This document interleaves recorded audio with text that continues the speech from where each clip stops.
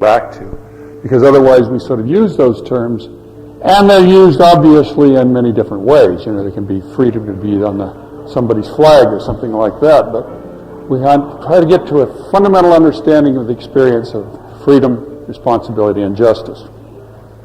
So, in this first overlay, I'm in a sense claiming freedom, responsibility, and justice are founded on the face-to-face experience of inequality. That is, that the other person comes before the self.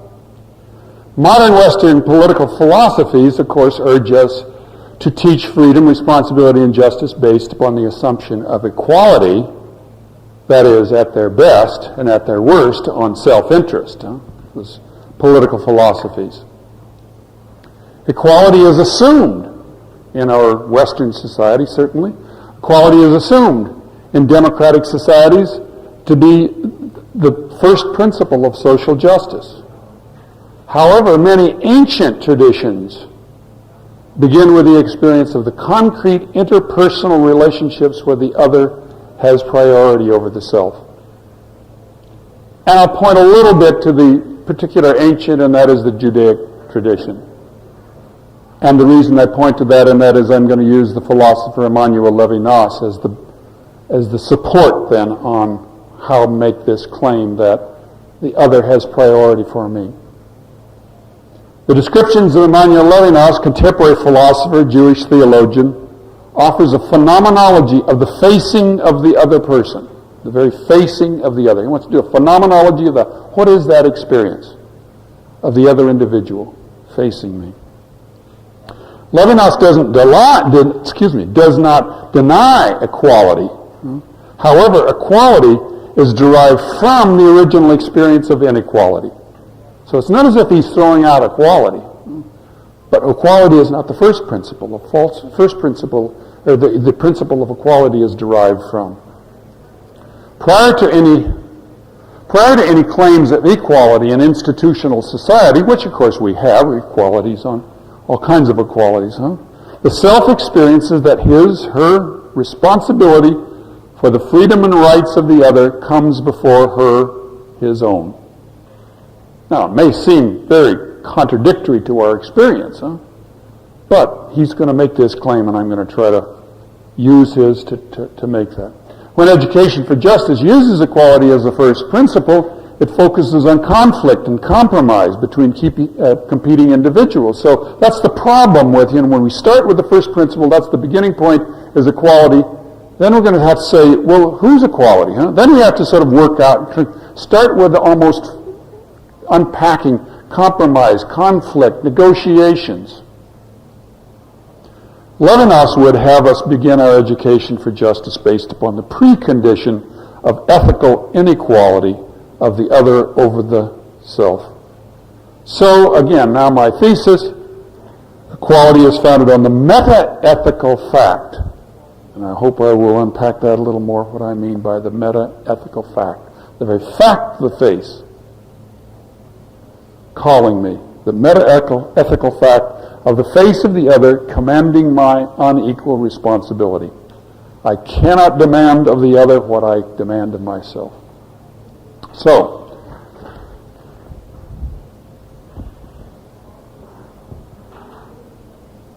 how I'm going to do this then is I'm going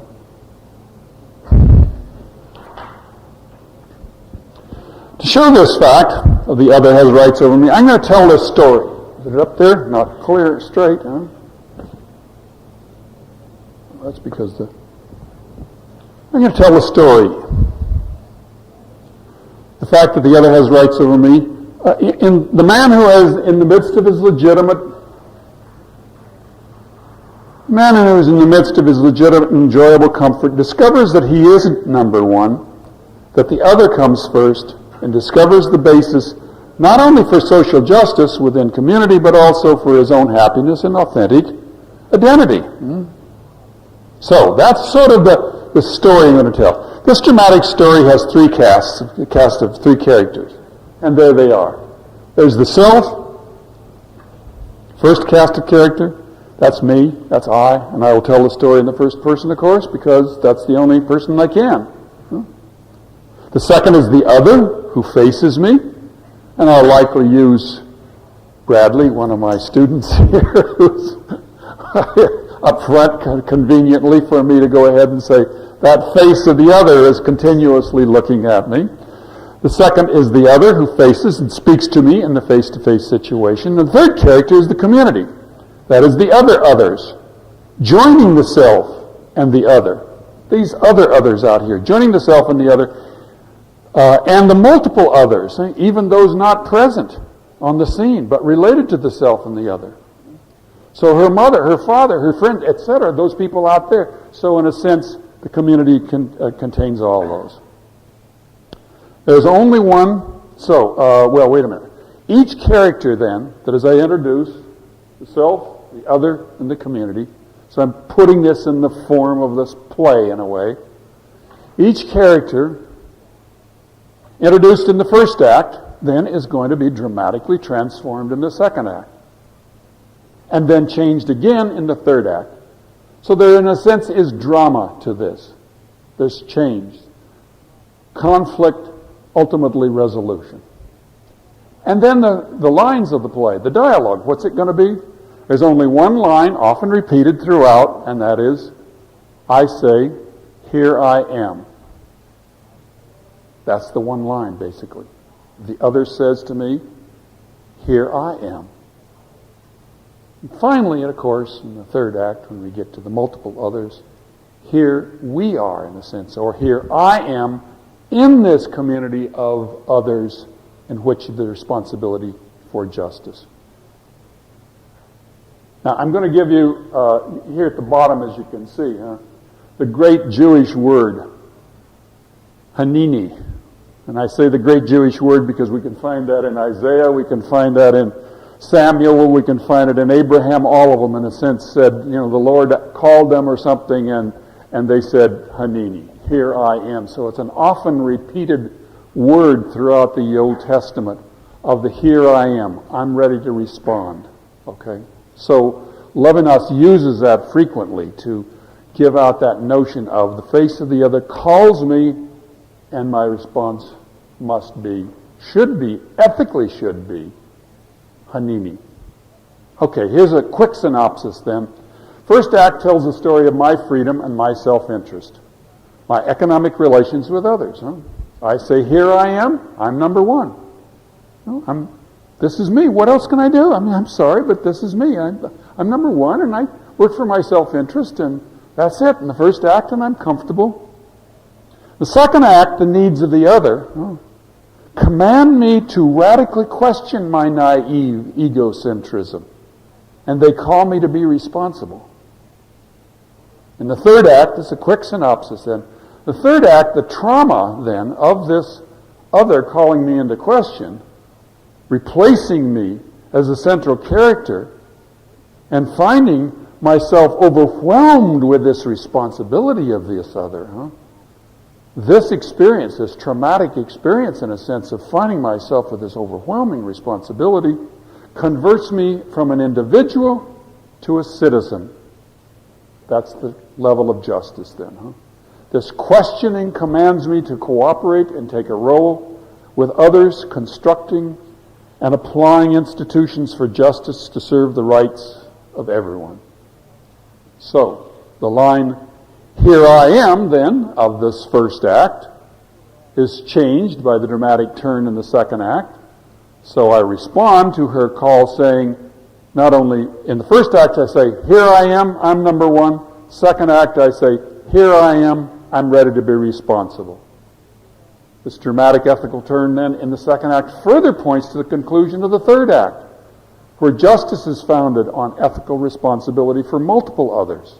And then I say in the third act, this one single line, extended, here I am, ready to work for justice with you as a community. Justice then, sort of a corollary, justice is not founded on some abstract principle as social contract theory or even the common good or even God's will. but on the concrete experience. That's what Levinas is a phenomenologist. What's the concrete experience of the face of the other? Rather than starting with the principle, I start with a principle that is not really a principle, and that is, it's a concrete other. The face of the other calls me to be responsible. The common good doesn't call me to be responsible. I'm not opposed to the common good, nor is Levinas, nor, in some sense, to the sort of social contracts we have to build once we get into society. Look, we have to agree. I got property, et cetera, et cetera. But those are all derived then. Derived. Now, they're not the first principle. The first principle is the experiential one. Okay.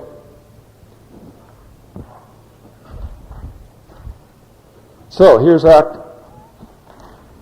I hope. Act number 1. I got this straight? Nope. Because the machine is turned. There we go. Act 1. My life of freedom. At the curtain, I find myself with needs. I find myself with needs. I search for goods, fill these needs, I negotiate and bargain with others. Others have value for me, certainly, by helping me get my goods for myself. Others play a very important role in my life. I label them, I label them as bus driver. Would you take me to work? I label them as student. Student, would you do your homework? I label them as wife. I label them as daughter. I label them as friend. I may even label them as enemy. But they all, in a sense, serve a function. In this first act here, they serve this first function. I have labels for everyone. So at this cognitive level, so here I'm a psychologist, cognitive level, behavioral level, affective level. And so at the cognitive level, I understand others according to my categories and according to my labels. Here's student. That's Bradley. Here's student. Okay. At the behavioral level then, I use others where I need them. That is, I ask, or sometimes I even command others to act according to, do your homework, Bradley, etc. Do the dishes, son, as I say to him, Bus driver, take me to work, etc. So I use people. I not only label them cognitively who they are, but then I even manipulate, I even use. But that's all right in this first act, and it's okay, At the affective level, others are a source of my enjoyment. I enjoy my wife. I enjoy my kids. I enjoy my students. I enjoy you people out here. So, in a sense, you're in a sense this sort of, I'm in a way consuming you. If we use that in that sort of sense of I'm enjoying you. You are the object of my enjoyment. My freedom makes me the center of my life. This life of freedom is one of separation, privacy, independence. We're all, in a sense, this I-ness of the I. I'm independent in this. And everything else, in a sense, goes out from here. The self experiences itself as the origin and direction of its own happy existence. Levinas has some beautiful descriptions of this innocent, egoic life. As an individual, I'm comfortable, I'm happy, I'm free. I say to myself, here I am. Here I am. That's great. I'm number one.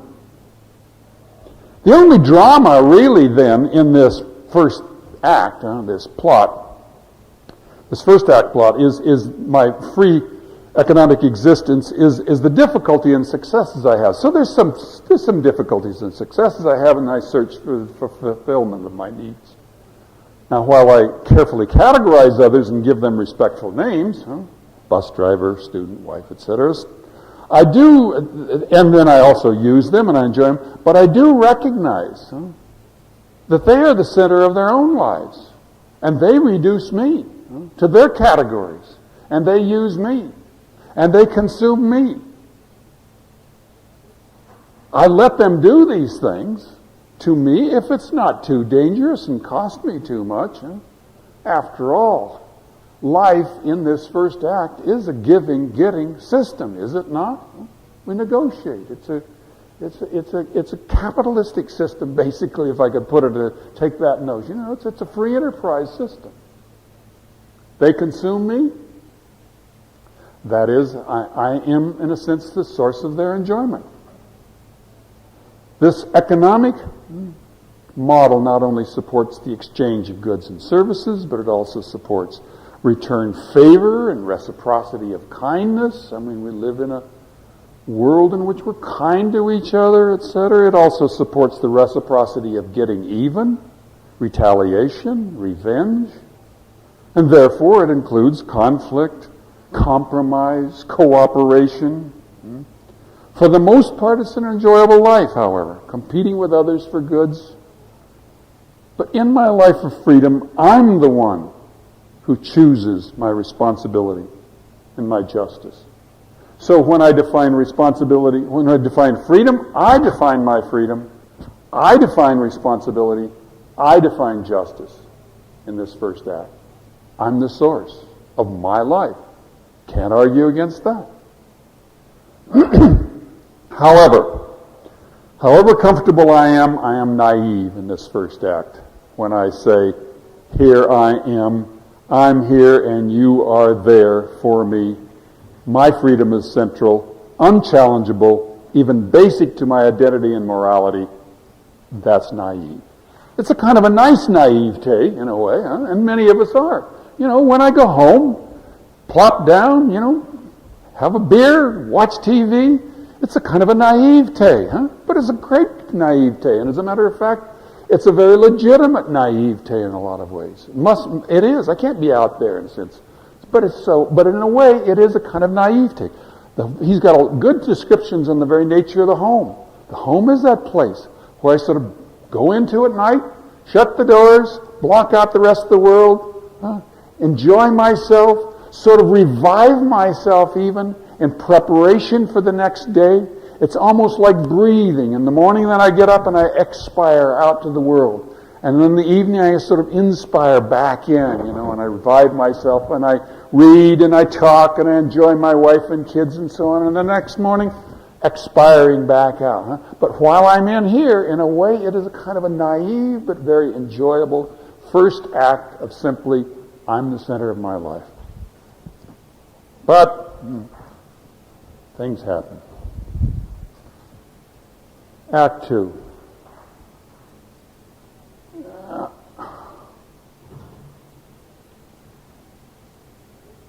All right. The call to ethical responsibility. In the midst of saying, here I am, the other, the real other now, not some abstract other, some real other, like Bradley or my wife or my something comes upon the scene. The real other breaks through my naive life of freedom and separation and challenges my exclusive self-interest. He contests my self-interest, freedom, contests my theories of individual freedom, the defense of my rights, and my righteous demand for justice. All that's, in a sense, contested by the face of the other individual. When she comes on the stage of my life and faces me, she reveals an ontological nature, her very nature, that is beyond my comprehension. At the cognitive level, then, what I mean by this ontological, at the cognitive level, all my categories, in a sense, are challenged. I mean, yes, I can still call her student, but Bradley looks back at me and she says, listen, fella, I'm more than student. I can call my wife, but she looks back at me and says, careful, fella, I'm more than wife, am I not? So therefore, my labels, sure, they're kind of workable, they're kind of utilitarian, they kind of work all right, but he's got an ontological existence that challenges that very set of categories and labels that I have. So at the cognitive level, my categories and labels are challenged. At the behavioral level, she shows herself beyond my control. I mean, yeah, she does all kinds of things, but she also looks back and said, you don't have control over me. And that's not some sort of rebellious thing. Her very face says, I'm not an object which is controllable. At the affective level, I enjoy her, I enjoy him, but she's not reducible to an object of my enjoyment. She is other than an object I know, I use, enjoy. So the notion of the otherness. The other enters, and that's when Levinas sometimes puts capital O, other. So when she confronts me then, my first reaction very often is a little defensive even, perhaps. I may look the other way. Just, I don't want to look Bradley. Those eyes are sort of looking at me. Maybe I even do that with my wife, So she's looking at me, says, have you done the... Oh, gee, I didn't hear her, So that defensively we find ways to sort of escape. There's no doubt about that. I look the other way. But then when the facing of the other faces me and speaks to me, her absolute otherness, her inherent worthiness, therefore, that is her inherent worthiness, not the worthiness that I judge her to have, but her inherent worthiness, independent of my judgment about her worth, her dignity, based solely on her revealing herself as a human person, tells me she is transcendent. She's always more than. So although I can say to the chair, that's nothing more than a chair. The face of the other says back to me, I'm always more than. I may be student, wife, friend, enemy, bus driver, but I'm always more and transcendent, and that always more speaks then to their independent worth, their independent dignity, their independent rights, and therefore, finally then, this inequality. I cannot really understand her existence through my useful categories. What is more, her absolute otherness, her transcendence, insists that I rise above my egocentric nature, that I transcend my own self-interested economy to another level, to the level of ethical responsibility. Her entrance into the stage of my comfortable life confronts me, traumatically transforms me into a responsible self because she is infinitely worthy.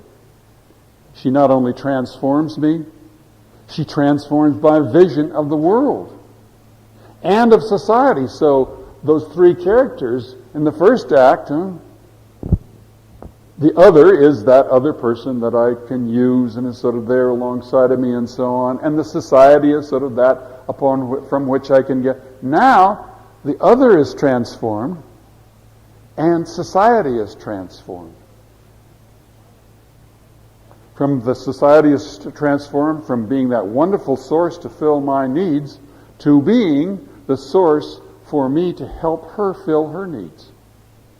My economics are no longer based on ego-centered self-interest. Now I'm called into an other-centered concern for her good.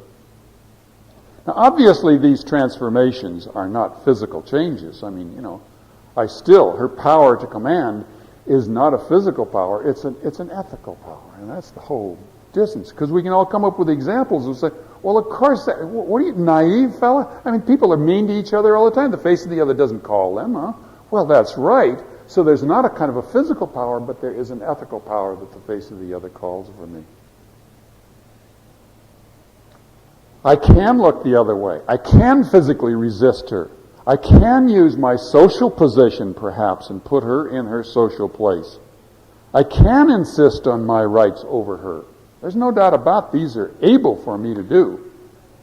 Now, if I can neither look the other way nor resist her, I can always use the argument of equality.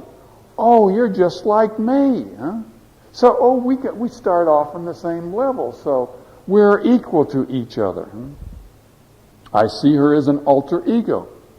I try to defend my equality by reducing her to being just another me, basically. But her face, facing back to me, says, I'm not like you. Without opening her mouth, her face says, I am other. I have a past that's irreducible to yours. I have a future that's not going to be like yours. I have an ontological existence. Going back to that level, an ontological existence that is unlike you. I am other in the most radical sense. The chair is, of course, other too. But the other person is radically other. They are always more than, cannot be reduced down by my label. Her radical otherness, her infinite difference, her incomprehensible uniqueness converts my self-interested plot of the first act, even converts my very own self to a higher level. Her otherness that calls me to a higher place is discomforting, certainly. Shocks me, traumatically shocks me from what I was in the first act. It does call me to sacrifice, but this sacrifice is for the better for me. I'm called to a higher. As discomforting as it is, it's not just a competition. It's not like Sartre's hell as other people, in which it's just a battle back and forth. When she calls me out and I give up my self-interested, I'm called to a higher place, and I'm a better person, so to speak. While her difference makes her infinitely other, always more than I can know, far outside my knowledge categories, she is also infinitely close. So I'm going to read a couple more and then talk about this fundamental paradox. She's always there commanding me to be responsible. So as I say, this is the paradox of the other. She is both infinitely far away, that is always other, and infinitely close, always commanding me, always asking me to be responsible. That doesn't mean she's standing there all the time shouting in my ear, be responsible, nag, nag, nag. That's not the point. But the point is ontologically, she's always more, and she's always distant, but she's also always calling me. There's no, in a sense, rest. So, ethically, I cannot turn away, as Elie Wiesel says, however it's pronounced.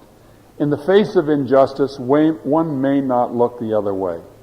When someone suffers, he comes first. His very suffering gives him priority.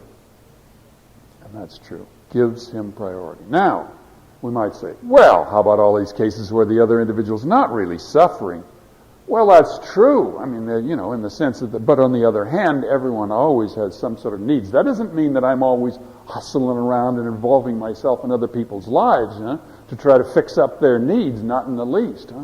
But they're always, in a sense, calling me to be responsible. Maybe to be responsible is simply back off, leave them alone, not intrude. Maybe being responsible is to try to get them to be responsible. So when the face of my son looks at me and he says explicitly, Dad, do my homework. No, my responsibility is to get him to do his homework. So it's not as if this responsibility that I'm always called to do is not that kind of taking over their responsibility, but I am responsible all the time. Not only can I not reduce her to either an object for me to know, use, and consume, as I say, nor can I reduce her to an alter ego, her radical otherness also reveals her to have a real priority over me. She does not just reveal herself as other. Her face is an epiphany. And I love that word, that's sort of shining forth. She shows herself to be. She shines forth as having dignity, worth, independent of my judgment, with its categories of comprehension, beyond my effort to control, and my enjoyments of her as a delightful person. I might even say the same thing with someone my enemy, I might say. Sure, I don't like what my enemy does, and yes, my enemy, and yes, I have to protect myself from my enemy. But the face of the enemy even says, I'm not reducible down to being just your enemy, fella. I've got a dignity, a worth independent of. I may not approve of your behavior, and I've got a right, but on the other hand, I can't reduce the other down to. No one is irreducible. The other is always more than, not nothing more than. The guy who robbed my house, or the guy who kidnapped and raped a little girl from California. I mean, yes, horrors, these horrible things, and yet on the other hand, the whole notion is the face of the other simply in its face, not in its behavior necessarily in what they say. The face of the other simply says, I have dignity, I have worth, by simply being a human person. Okay. Our positions are reversed then in this second act from what they were in the first act, when I was the central character. At this level, ethical responsibility, she becomes the center, even the center of me. Levinas says, and I love this line, and it's very cryptic, and it's very extravagant, we might say. The soul is the other in me. Which, Daniel, we're here and we talk about that spirituality, but the soul is the other in me. Now, I'm not going to spend a lot of time trying to unpack what that means, but really when I am soulful is when I am recognizing the other has got some priority and I'm serving, doing good for the other individual. So the ethical response, in a sense, is the soulful response, perhaps, we might say. Now, this is a non-reciprocal responsibility. It's no longer an economic giving and getting model. I cannot demand from her what I must demand from myself concerning responsibility. Now, we might say, whoa, wait a minute, it's got to be reciprocal. If I'm going to be responsible to her, she's got to be responsible back to me. Well, I cannot get outside of my skin and get in her and make that demand, If I were a third person out here, which we'll finally get to, yes, I make demands of other individuals. But in this first fundamental relationship between myself and the other, it is a non-reciprocal relationship. I am called to responsibility. I would hope that she's called to responsibility by my face too, But I can't get inside her and make her. I'm responsible for my responsibility of the other individual. Okay. Now in the Act 2, called responsibility, and how am I doing? Probably going way too far. Now in the Act 2, called responsibility, that same one line, here I am, changes from I'm here, free, independent, my own person, to the response of responsibility. Here I am, I'm here to be responsible, to not harm, to serve. My freedom, even to be here as an individual, person, even to be free, is based on the freedom invested in me by others. My freedom is not to be used capriciously, but responsibly. So, others invest me freedom, invest in me freedom to be spent for the good of others. This is a powerful notion of Levinas, because we're trying to get at the definitions of freedom, responsibility. He even radically changes freedom. The origin of freedom is not within me, which of course is what we ordinarily think. Look at this. If I want to freely move, look at that. I do that. It's the origin within me. Okay, but the origins, really fundamentally the origins is invested in me. My freedom even to do my dance up here is invested by you, basically, you people who have asked me to give this talk, whatever it is. I go into my classroom. Basically, my freedom to do what is invested by my students in there. I'm at home. The freedom I have is invested in me, to be used, just when we use that notion of investment, like the economic notion. Give me, and I invest some money to be used properly. Or the investiture procedure we use when we install some leader, some king or pope or queen or whatever, president or something like that. We put on the mantle of investiture, the mantle of vestment over the shoulders of this individual and say, now you use this authority for our services, not for your own. Whether we install a CEO of a Enron, we say, you use this power we're giving. So analogously, Levinas would say, my freedom fundamentally is invested in me. I've got to do it, so I still have freedom. I still am free. It doesn't take away my freedom. It simply calls my freedom to a higher level, which says that I've got to use the freedom for the other individual. Moving right along. Act 3. Life of justice. After the dramatic conversion in the second act, the plot thickens, obviously. More and more people, others, come onto the stage. Now there are 3 or at least 3 or more of us. Now I'm called to be responsible for each of these multiple others. Society is now radically different than it was in the first act when I was the egoism, and radically different than it was in the second act when I just thought, well, it's just me and the other, and I'm responsible to the other. Now, I'm called to be responsible for all others. The plot thickens. Because those other others are often in conflict with each other. God, Bradley's in conflict with Adam over here. God, I'm responsible to both of them. Now what am I going to do? So in the society then, it gets very complex.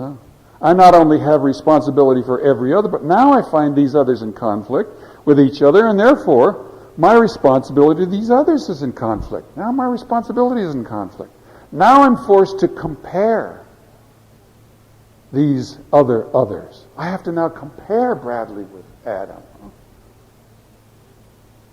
To weigh their needs. To decide who's got the greater right. Who's got the biggest need, all that stuff. Who has the right to act, for me then to act with justice. I must compare these incomparables. Because in one sense they're not comparables. They're infinitely other. Absolutely. I've got to compare. So now I have to use other criteria. I mean, I can't compare because they're simply being human persons. They're incomparable. But then I have to do some comparing. Greater needs, greater rights, greater whatever they may be. So in society then, this third act, things change again. Okay. In the plot of Act 3, this act of justice, I must again redefine the cast of these three characters, the self, the other, and society. Now I am the one called to use reason to figure out whose rights come before the rights of others. I have to do that. Now, not alone. Hold on, obviously others, but at least now I've got to do more than simply be obligated to an individual. Now I have to begin to use reason to figure out. Back in the plot of the responsibility, that is the plot of Act number 2, reason was not really required. I didn't have to stop and figure out. I may have had to stop and figure out how am I going to do it? How shall I get the needs and so on? But basically, reason is not really called forth when just in responsibility. Reason is required, only responsibility. There was no call to compare, to weigh rights, to figure things out. The other was radically other than me and incomparable to me, therefore. She has rights over me, while all others were equal to each other. I was not. Everyone had equal rights. In responsibility, all others had rights over me. Now, however, in Act 3, I've got to compare. I've got to do this work. Now, I realize how naive I was in the first act, and I realize how naive I was in the second act. Now it gets, as I say, the plot thickens. So now in the third act, I find I was naive, and when I considered myself responsible only for the other. Life gets complicated. Life gets hard when life gets complicated. I'm responsible for all others, even if other others are not physically present. And I've already said this in a sense, so I'll go through it. Not on the stage with me. So not only am I responsible to Bradley, but Bradley's family hurts, etc. So I'm responsible, so there's this extension. So I can't just say I'm responsible for only the other. I'm also called to be called to the transcendent level of responsibility, not only for her, but for those related to her, as I've said. Okay, everyone is related to her as a fellow human, not just her genetic origin of people. I must weigh the consequences of my action towards the immediate other, towards the other others, and I repeat then this, here I am, I'm responsible for all others. I love this quote. Levinas frequently quotes Dostoevsky from the Brothers Karamazov, who says, we are all responsible for all men, before all others, and I more than all others. That's Dostoevsky saying that, not just sort of Levinas. This condition of being called to compare is the origin of justice, as I say. Justice begins in recognizing my responsibility to all others, and then to figure out how to responsibly respond. Justice comes from reasoning. but a kind of reasoning founded on the pre-given revelation of the otherness of the and worth of the other having priority over me. Ethical responsibility does not follow from reasoning. It is pre-given. It is factual. And that's radically. Generally, we think responsibility is sort of we figure out responsibility. No, Levinas says responsibility is the pre-given. We figure out justice, but we don't figure out responsibility. That's inherent in the very nature of being a human person. The origin of ethical responsibility is from this revelation of the other as having rights over me. Justice is comparing the rights of multiple others, solidly founded on, etc., etc. So I'm going to try to move up here a little bit. Now, the problem is, obviously I can't fulfill. So we can finally get to society, basically. I can't fulfill all this responsibility. I mean, this is too overwhelming. There's too many of them. I'm sorry, folks, but I just can't do it, So, now I have to take another role. Now I have to begin to say, let's form society. Let's begin to... I'm still responsible. I haven't eased up on my responsibility. It's just that we have to now... So, the needs are beyond me. I recognize others are also responsible for others. I recognize that Bradley's a little responsible for Adam over here, because I can sort of see that responsibility. We must cooperate with each other and construct a system to fulfill our responsibility. I must do what I can for the immediate other, but I'm also responsible to help construct and participate in just social systems. Now, finally, however, how about me? Finally, when I see that other others are others to each other, when I see that Bradley and Adam are others to each other, then I see that I'm also an other to others, including this original other to whom I was first given this responsibility. Now I can demand justice for my rights as well. My rights are not original, so I do have this right to demand justice, but that's not an original. It's founded upon my original inequality. Now, however, in society, I can demand my own rights because I'm within a social system, and I see that others have responsibilities as well. Okay. In this final plot of the resolution of the third act, the life of an adult, I'll call it, I must redefine myself. Now I have these 5 roles, basically. First of all, I can still be the one naive and innocent when separated into myself. I can still return home, kick back, put my feet up on a chair and, lay back and drink a beer and watch TV, whatever it is. I still can do that, And I am responsible, in a sense, to my loved ones, bonded by love. But I have to play a second role. The second role is I'm the one whose naivete is broken by being called out by myself, out of my self-interest by the other. Even a stranger must call me out of myself, to be responsible to and for her. Third, I'm the one responsible for all others, both present and absent, as I've already said. Fourth, now I'm the one aware that I must cooperate with others in society to fulfill my responsibility to others. And finally, I am the one able to demand my own rights. In Act 3, the other is not only the one to whom I'm responsible, but also the one who has responsible to and for others, even to me. I experience society now and justice as that community where there are multiple rights, multiple responsibilities. It is a place in which we struggle together, negotiating about these rights, which rights need supporting, in what conditions, and so on, so on. So now I say, here I am, ready to be responsible. Here I am.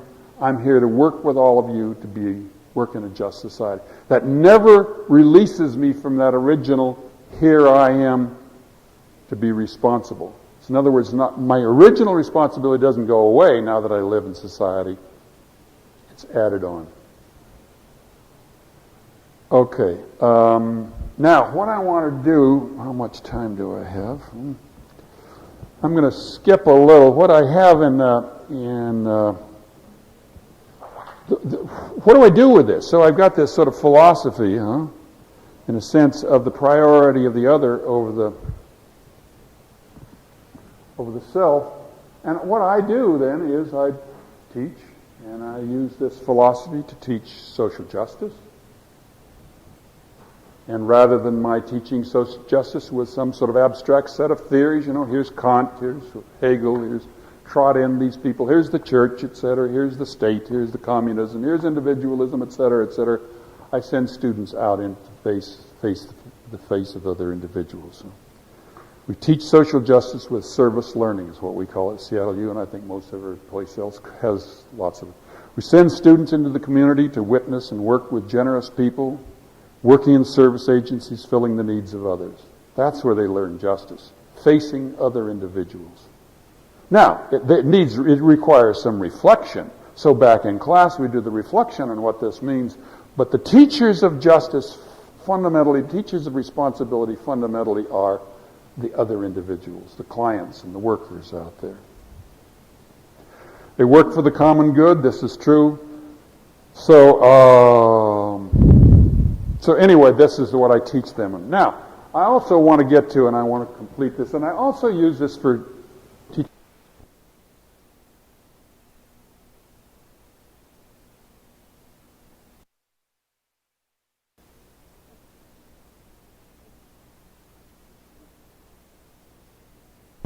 Psychotherapy. This philosophy that begins with the face of the other commanding the self to be responsible should be the foundation for psychotherapy. There's no profession that requires us to respond to the face of the other more than psychotherapy.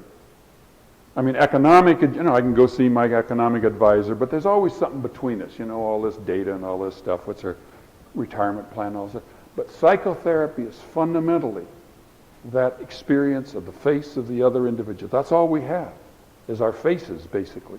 Sure, we got our stories, but the face of the other. The ethical call awakens me to the face of my client that commands me to not judge her according to some set of categories, such as the DSM. I mean, a useful tool, perhaps, But if I begin to use that DSM as that which reduces her down to what she is, to more than, or to less than what she is, rather than allowing her to say, I am more than, the ethical call awakens me to her face and commands me to not manipulate her according to my clinical goals or something that's established by the mental health community, whatever it is. Now, in therapy,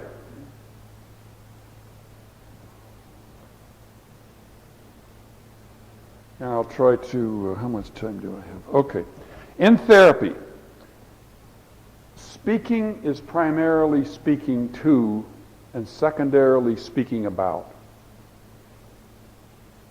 Okay? We've got that sort of line.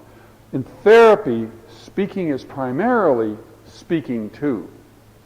It's not that it's not speaking about, because of course we do speak about, their suffering situation and so on.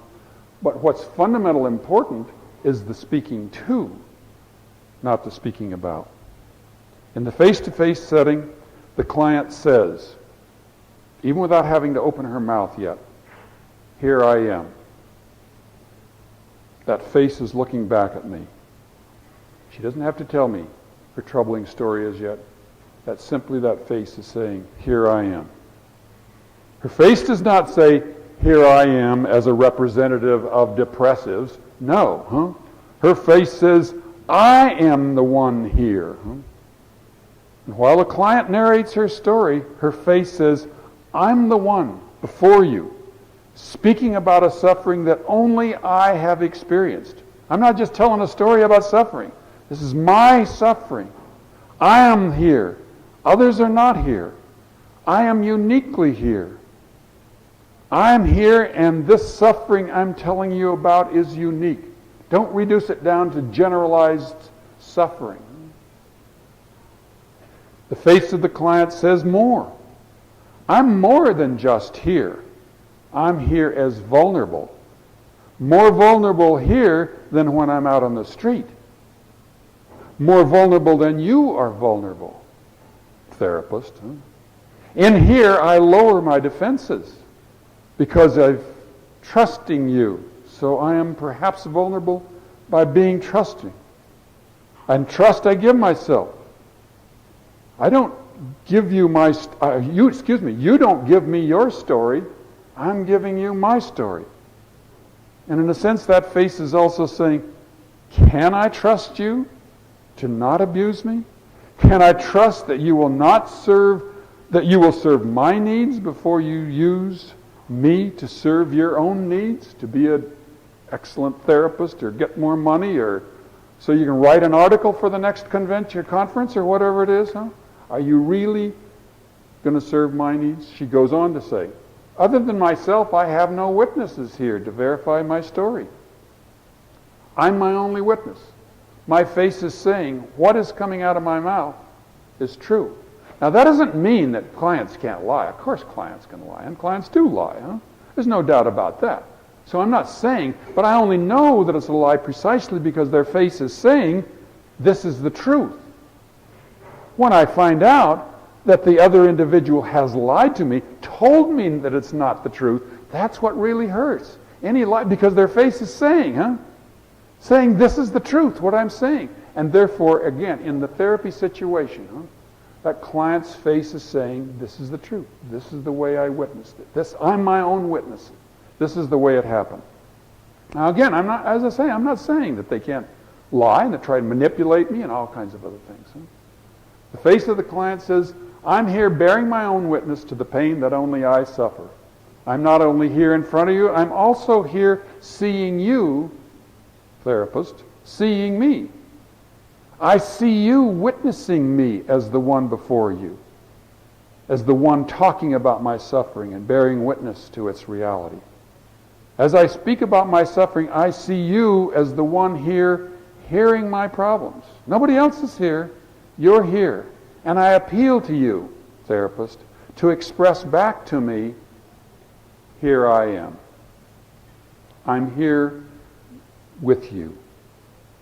The client says, don't tell me you are only a representative of the profession of therapist. Say, I am here. This individual, that's what the client wants me to say back to them. I'm here with you. I want you to say back to me, yes, I'm here. Yes, I hear you. I'm not only here with you, I'm for you. Now, my argument then is, and I quickly tie this up, that this ethical is what is therapeutic. Sure, the stories, the techniques, the knowledge, the expertise of the therapist, very important, no doubt about it. But this fundamental notion of the ethical is what is therapeutic. Not ethical as they're defined by the American Psychological Association, and et cetera, but this, as I've described it, this fundamental relationship in which the client says to me, here I am. And the therapist responds, here I am. That's what's therapeutic. So whether we're going to call it therapeutic alliance, whether we call it conditional positive regard, whatever it is, call it anything you want, but it is this relationship, this fundamental relationship of two individuals, and one saying, here I am. Absolutely distinct, absolutely unique, with distinct suffering, with a distinct story. There you are, doctor. Would you be here with me? Would you look at me, etc.? Okay. So I got to quit here. That's enough. In conclusion,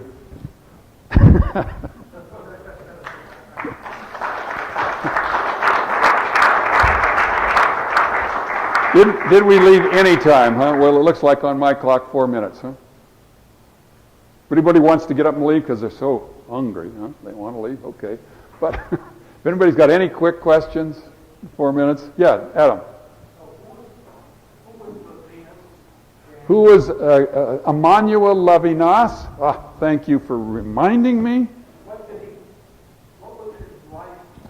How did he live? What did he do?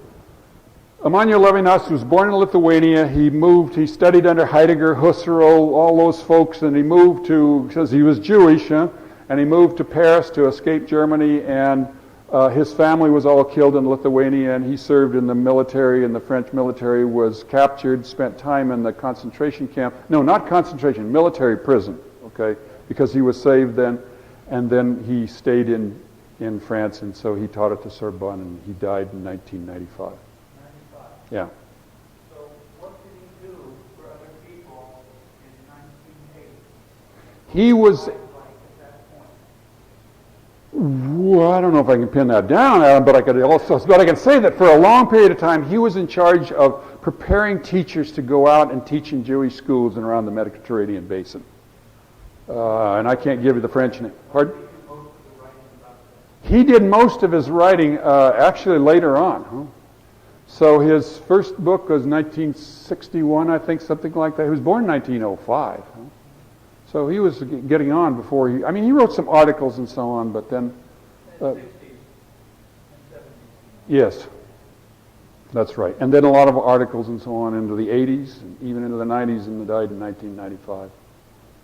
Is becoming more and more known around the world among philosophers, not enough among psychologists. I find him so terribly important for psychologists, social workers, whoever else.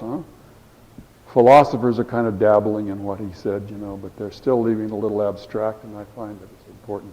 Now, why I'm glad you did, because this is my book in which I try to make a lot of Levinas accessible, because it is very difficult. As you all know, Heidegger's hard to read, Husserl's hard to read, all those guys are hard to read. I tried to make Levinas as accessible as possible.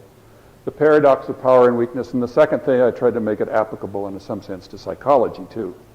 Okay, and then the second book that I'm holding up here, Psychology for the Other. This is a list of a group of articles by other authors about Levinas and psychology. So they're both out there on the table. So anyway. Any other quickies? I just have a real quick question. In light of Levinas, how would you understand the difference right there between having the client lay on the couch versus Well, as most modern psychologists, I wouldn't have the client on the couch. I'd face the client, so that the client can not only be seen, but see me seeing. And so, therefore, I think it's absolutely essential, this face-to-face relationship. nobody does the couch? Nobody does the couch anymore. But it seems to be a significant shift. Yeah, that's right. No priest does the confessional anymore, back behind hidden either. So, in a sense, now confessionals. Well, there's probably some old conservative priests that do that, but I mean, in a sense, we're much more the face-to-face. In a sense, we recognize that. Yeah. Yeah.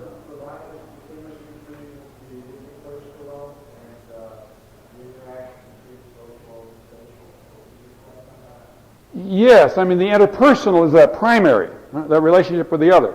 Then derive, yes, this interaction in society and so on that I have, in a situation. Well, he's originally founding it on the one-on-one.